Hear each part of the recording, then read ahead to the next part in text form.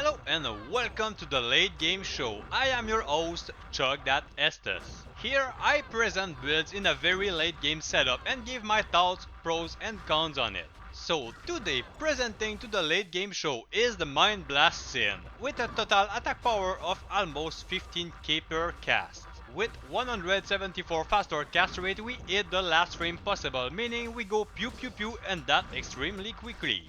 The synergies allows us to get a Shadow Warrior which is surprisingly tanky and also uses a somewhat good Mind Blast. This build has been quite popular in Season 1 of PD2 and for good reasons. Sadly it has somewhat fallen out of grace. You can see my gear on screen which consists of a balanced setup of skills, cast rate, resistances and faster run walk. The items used are insanely GG, which surprisingly enough didn't quite cut it anyway. The pros. The Mind Blast Sin is insanely strong in all lot content.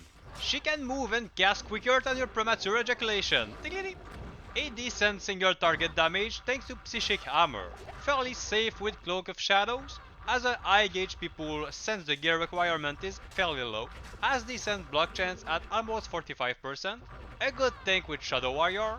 And there are not a lot of physical immunes. The cons. The AoE doesn't feel big enough, often leaving monsters from a single pack alive around the area of effect. Annoying to play when monsters are split up and so you need to target each one individually. If you leave a monster alive and move past it, it will make you regret your life choices by causing you to enter hit or block or hit recovery animation, causing your Mind Blast to have no effect whenever it hits you. Even with high resistances and its big HP pool, the Sin feels very squishy regardless. One pack of archers can take you down. I ran this map in 16 minutes. Despite the insanely GG gear I use, which is pretty bad considering you can't really upgrade the build anymore. My personal score for the Mind Blast Sin is a perfect score of 1 on 7. I would recommend this build for early season start to farm lot content but not beyond that.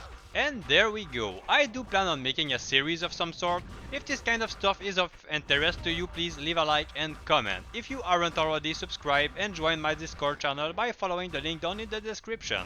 Thank you all so much for watching and until next time, bye bye.